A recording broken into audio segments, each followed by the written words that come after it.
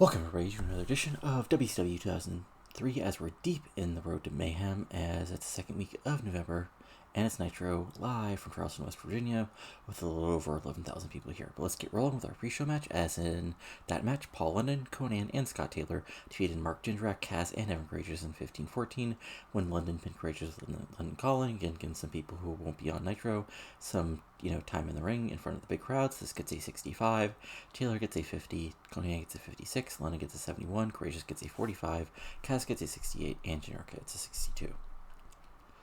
So we start out with the actual show and sort of, standard opening, no opening promo, nothing like that, just seek and destroy hits, crowd pops big, as Sting has returned. We have not seen Sting since he lost? Since he lost to Morningstar a couple months back, but now he's back in World Championship Wrestling as part of the Mayhem Tournament to take on Lestat. So this gets a 65, mainly because it's short, and yeah. Then we have the actual match where they both had good heat and decent wrestling. Sting defeated Lestat in 640 by pinfall. This gets a 60, not the best match. Sting gets a 72, Lestat gets a 68, and is capped to the length, but just back and forth match. But Sting eventually gets his run on, hits the Scorpion Death Drop, and gets the pinfall victory. So we move on to the actual promo, and Sting cuts a big, good promo on Vampiro. Says, "Well, here we are again, Vamp. You may have thought you were done with me, but this old dog still has some new tricks. And yeah, every day it gets a little harder, knees are a little creakier, back hurts a little more, but I can still paint this face up, I can still get out of the ring, and I can still kick your ass, Vampiro. So we're meeting up in the next round, but just remember, for you and me, it's always going to be showtime."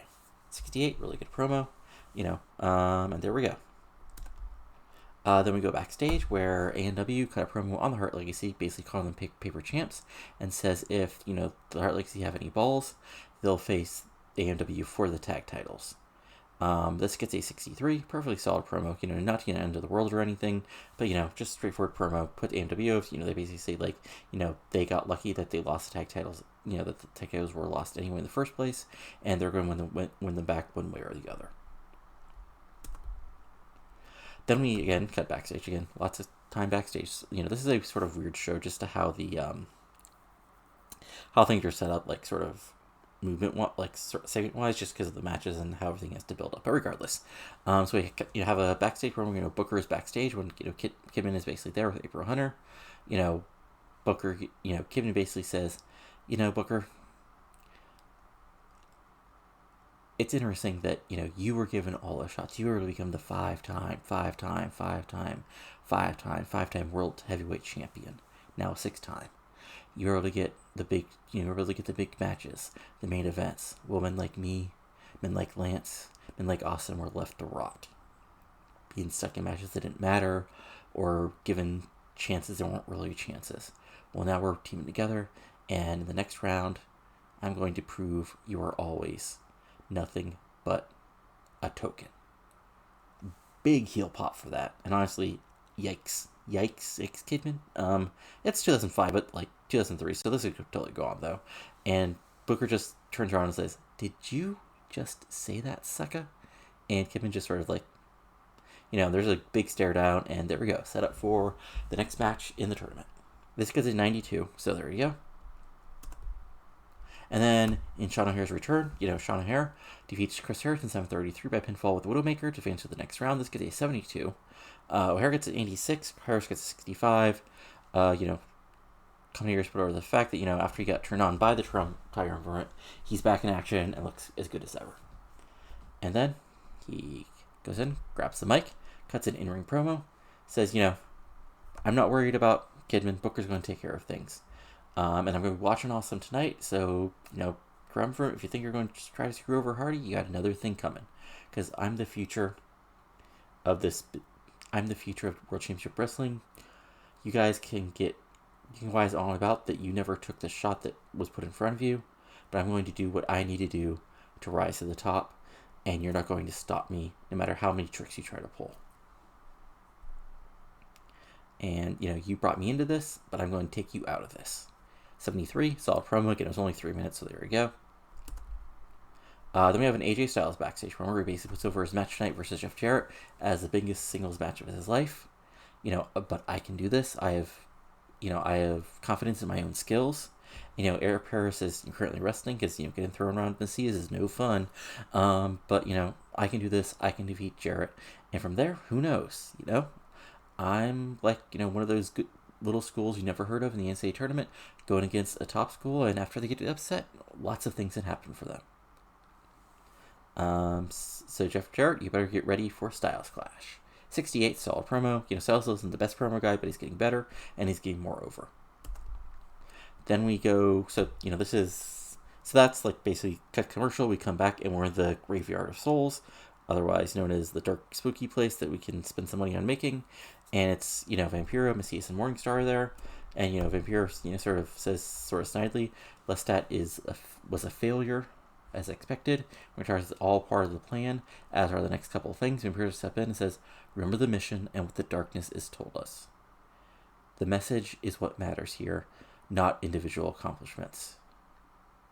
And, then Vampiro's like, yes, but I just don't understand. You don't need to understand. You need to just do what we need to do. I sit at the right hand of who we follow, and we need to follow what he says. And it is true, and you're not blamed because the entrance of Guerrero into things was a surprise that we did not expect. But we have already readjusted things, and we are moving towards the future. We're moving to a future where at Mayhem, we will have a dominant shot at winning the tournament, and after that, there's nothing stopping us. And Vampiro turns to the camera, Vampiro nods, says, Sting, you should have stayed away in California in the bright sunny, but now you're back in the darkness, and when we face each other in the next round, it will be your end once and for all. All will fall. It doesn't matter, because we're still the dominant force in this company. 80, solid promo, a little long probably, but sort of set things up. Then we cut lots of it's not as much as you think, because it's just little short segments, but basically the women are backstage and they're all arguing who should get the next shot at Gail Kim. Lexi says she's head bitch in charge, and even though she's teaming with Gail Kim, she still wants that belt. Amber says, I'm teaming with, I'm part of the hottest group in professional wrestling, so I should get the shot. Cole and Celine put over like, they'd be actually winning matches, and they continue to argue as we cut off. And this gets a 58, and sort of, setting things up for who will get the shot to Gail Kim? Who knows? Well, I know, but you guys don't know, because, I'm the booker and you're not. Then we move on to, again, lots and lots of in-ring stuff. Just like, I know it seems like a lot here, but what's what I'm looking for here? It's lots of short segments, and the matches are really long. It's just a weird thing because of the tournament. Anyway, Triumvirate come to the ring. Awesome, Storm and Kidman. They hit their usual talking points. How they were left behind, but they're now together, and they're going to rise up to the top together. Booker T, you can think you're special, but you were just there to make sure this company didn't get sued again. And, Sean O'Hare, you want to talk about the future? Well, it's easy to be the future when you're basically given a head start. And last, it's disgusting to them that Jeff Hardy walked in here and got a U.S. title shot his first night here when we were around for years and never got any sort of title shot. So tonight is just a message to the rest of World Championship Wrestling that they're going to take charge no matter what they need to do. So this 77 solid promo. And as we move on to the actual match, in a good match, Jeff Hardy defeated Mike Awesome in 13:27 by pinfall the Swanton Bomb after a distraction from O'Hare. So basically what happens here is I did set this as a car crash match, so because Hardy's Hardy, Mike Awesome is a former ECW guy, and these guys just basically go after each other. We probably there might be probably a table bump. Chair might get involved, but the ref sort of lets it go because it's a tournament match. But in the end, Sean O'Hare comes down to ringside. Awesome gets distracted just long enough, especially as Storm and Kidman argue with him that Hardy is able to hit the Twist of Fate, and then hits the Swanton Bomb before O'Hare keeps the other two guys away and hits the 1, 2, 3 to advance in a bit of an upset. And this gets an 82. Hardy gets a 74. Awesome gets a 70. And then Triumvirate go after O'Hare, and it looks like it's a 3-on-1, but Hardy hits a huge dive on all of them. sort of, set things, you sort of break things apart before officials get down and keep everybody, away from each other. And this gets 74, and sort of continues to build that O'Hare versus Tournament feud and gives Hardy a big win. Then we have go backstage where it's Flair, Jarrett, and Douglas. They mentioned that, Canyon's out training this week, so that's why he's not here. But say it's a big night for the Horsemen. Jeff Jarrett, Shane, he goes to Shane, says, well, not tonight, but a couple of days you're going to take out care of that little punk Jet. And he wants to Jarrett, you're in the main event, man, because you're taking out AJ Styles. Styles has a bright future if he got his head out of his ass and realized what's the right thing to do here. But for now, you got to show him what the Horseman way is. Woo! Jarrett says, that's right. AJ Styles, slap nuts. You're going to face a former United States champion, a former tag team champion, and a former world champion. You're going to realize why I'm a part of the Horsemen, and you're still dealing with teeny boppers. 80 solid promo, and there we go. Oh, and also Flair had a few things about Dustin Rhodes, long time family feud, and this is just the next continuation in that. So 80.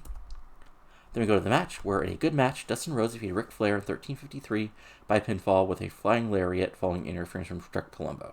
And during the match, we also had Konnan distract Flair. So the actual finish is basically Konnan comes down and distracts the referee, which gets Flair upset. That allows Palumbo to slide in, hit Flair with the jungle kick, and then hit his finisher. And that allows Rhodes then come out of the corner, hit the flying lariat, and get the 1, 2, 3, and advance in the tournament. So this gets a 79.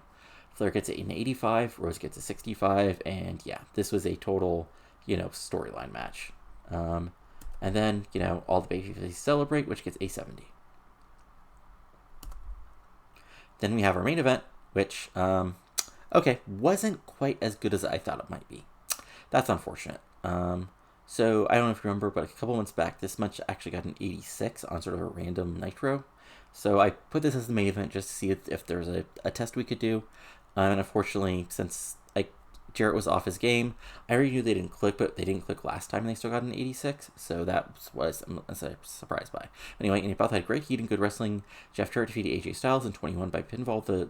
It says we use the rest for leverage, but basically what happens here is this is a back and forth match. The answer is really put over the fact that, AJ Styles might be the future of World Championship Wrestling, and the future might be now, but Jarrett eventually fights back. In the end, ref goes down, Jarrett hits him with the guitar and gets a pinfall victory to advance. Now let me just see what the dirt sheet says to see what actually hurt this. Okay, you have low morale, but you're being given a win in a tournament. You should have been happy about that. Still, very hot crowd. 83. Good job of slow building the match. So this is probably a worse Nitro than usual, but let's just see how it did. Okay, 84. So not like our best match. Not our best match. What am I saying? Not our best show ever. And we'll probably lose out the Raw, which probably had a random 99 or something. But I can't complain too much about that show. It was what it was as far as that goes. But let's just see here as this all loads up. Because also we have Saturday night that I'll be showing you guys in just a second. Let's see what, Ooh. Okay, chronic knee pain for Austin, which is interesting. Okay, so first let's look at Raw. So Raw got an 87. We had Kevin Nash, No Trust Needed, Val Venus, and Wicked. Triple H defeating Nick Dinsmore in a random 89. DDP and Rikishi defeating the APA to 75. Mick Foley promo, Christian promo, Raven defeating Randy Orton by DQ, Steve Austin winning a squash, and then the main event, Angle and Billy Gunn defeated Caden Taker in a 97. Okay, not that bad. And then also we had Super Grade Tag League. So let's see here. How did that tournament work out for them? Okay, so they just decided to do the semifinals and the finals. So just to go over this real quick, which got 77 for 38,000 people. Jesus. Chronic defeating Rob Rage and Kitty Hara. Gideon Jado defeating Exciting Yoshida and Super Demikin. El Samurai and Masato Yoshina defeated Hiromu Fuyuki and Inson Inoue. And then we actually had the semifinals match. So Iizuka and Nagata defeating a pair of aces, which is Flying Kid Ichihara and Taikyo Mihori. Okay. And then Magnum Tokyo and Silver King defeated Kakihara and Dehiro Masui. Okay. And then in the finals, Izuka Nagata defeated Tokyo and Silver King, and then in the main event, Bat of Muto and Taiokia defeated Shamrock and Fujita. Interesting. So, pretty decent show for them. One other thing that's interesting about New Japan, which I'll show you guys real quick. New Japan is they created a new stable, which I renamed. So it's basically all the juniors. So it's Liger, Yasi, Hakushi, Jun Agawaria, and Magnum Tokyo. And I just named the Junior Destructor unit, because, yeah, that's cool. And let's actually see Austin's real quick, his injury. Oh, yeah, we could just go to Austin. Let's see here. Austin's...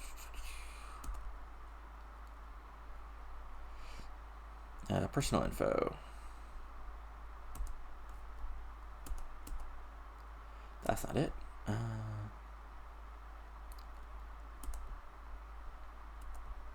So 56 days. Okay, he'll be okay. So that's unfortunate for him.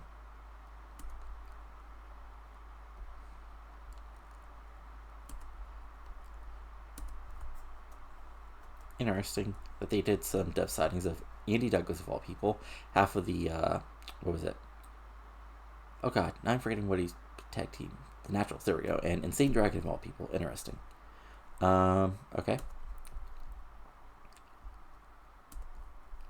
Anyway, oh. Sting. Oh, shit. Sting.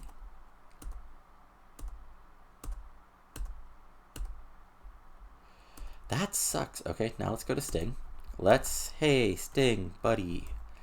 Old pal. He gives me no response. Okay, well, that sucks. Good thing I'm not using him. Well, I'm actually kind of using him a bit in the run up this arcade. So hopefully, yikes. Anyway. Okay, so Vampiro is manipulating the locker room with Conan. Kaz now has some routine with Conan. And so does Lestat. Okay, I mean, that doesn't really matter that much. And if we look at our backstage, it's still pretty good. Anyway, though, I'll be back in a second with Saturday night. Alright, it's now time for Saturday night, as we're live from the Wheeling Island Stadium in Wheeling, West Virginia. Well, not actually live, but showing on Saturday night. As we open up actually backstage, where Ray Jr. and RVD are hanging out with Miss Jones, basically telling, with Ray Jr. telling stories about when Miss Jones was Paisley with the Nitro Girls and when she hung out with the Filthy Animals. RVD is acting like RVD when both Bischoff and Miller walks in, and Bischoff's like, isn't this like, it looks like a conflict of interest having her hanging out with these guys in the tournament tonight? And Miller's like, she was in the way, and looks upset that that Miss Jones might have made him look bad in front of Bischoff again. This gets a 73, not too bad, pretty decent, just sort of does like a little mini storyline for tonight. Then we had a Shane Douglas in-ring, basically saying Shane Douglas stuff, saying like, after tonight he's going to be one step closer to, joining Jarrett in the next round of the tournament, and together they're going to dominate the Mayhem Tournament and bring the Mayhem Championship back to the Horsemen once again. And this gets 71, and not as good as, probably better than what I just stumbled through. Then in the actual match, and about the good heat and decent wrestling, Jason Jett defeated Shane Douglas in 11:23 by pinfall or crash landing. So in a big upset. So basically, back and forth match. Basically, Jett gets lucky. Like, Douglas hits the belly-to-belly suplex, but it's foot on the ropes. He is even able to hit the Pittsburgh plunge, but Jett is able to roll out, and Douglas goes after him. But, basically, Douglas tries to do a baseball slide, rolls out. Douglas hits a couple big moves, then is able to take a huge crash landing and get the 1, 2, 3, and Douglas kicks out like basically a 3.1. So that got a 72, and then Douglas, Jett basically celebrating a little bit over the top, gets a 63. As the announcers put over, like, probably the biggest win of his career. Then we go backstage, where basically Storm and Knoble, who are both in matches with RVD and Ray, are upset with, Bischoff. And Bischoff's like, no, I didn't have anything to do with this. Okay, guys? Calm down. Actually, just because you're pissing me off, Knoble, Sable is banned from ringside tonight. And Storm, if any of your new buddies get involved, you'll be eliminated from the tournament. and so will they. 57, quick little thing just to set things up. And then, in a good match, RVD defeated Jamie Knoble in 13-11 by pinfall the 5-star Frog Splash. This gets a 72. RVD gets an 86. Knoble gets a 67. So yeah, my Cruiserweight champion did his job, but he did a job to, like, basically one of our, probably our number 3 babyface, number 4 babyface, because there's Goldberg, Eddie, and then, then there's basically Eddie, Goldberg, and then, probably our Booker or RVD. So, yeah.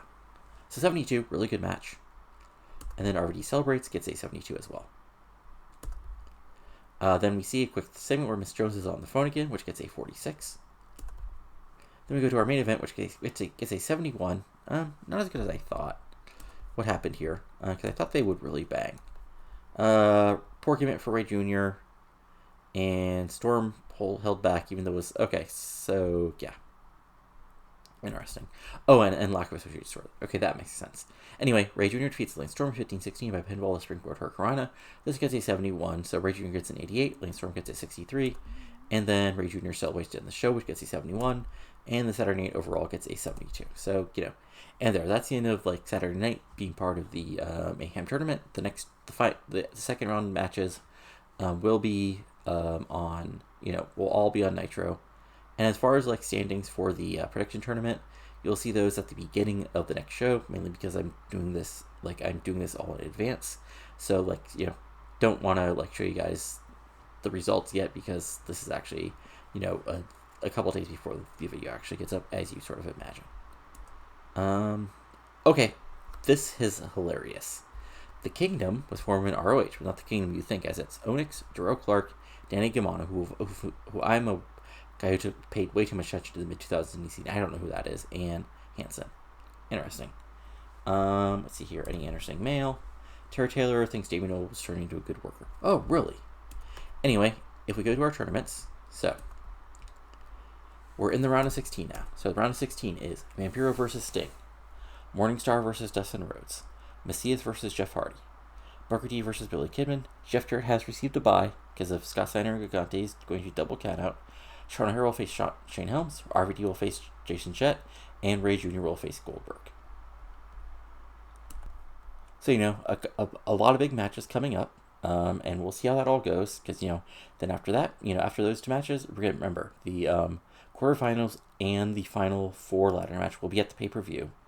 So, yeah, there you go. Hopefully, this was an interesting week, because I did a wacky, Nitro is weirdly set up, sort of botched the main event, which is unfortunate. But yeah, I actually do enjoy what we did there. Saturday Night was fun to do. And yeah, unfortunately, this whole Painkiller thing, Sting, is unfortunate, but we'll figure something out with him. And yeah, just building towards Starrcade. Just keep on building. Just as a sort of spoiler, not Vampiro, but Eddie and Canyon will be on the show next week to sort of further their setup for Starrcade and, what they'll be doing actually at Mayhem. So that's it for now. So if you enjoyed the show, go ahead and go get it a like. Comment when you're joining and non-joining. Subscribe to our channel for lots of TEW 2020 content, including this series, my MLW 2005 series, my WCW 1993 No Eric Bischoff series, which just did Fall Brawl, and of course my Cornell vs. Weekends with Cornell vs. 1997, the East Coast Wars, and TCW 2016 in TW 2020. But that's it for now, so talk to you later, and adios.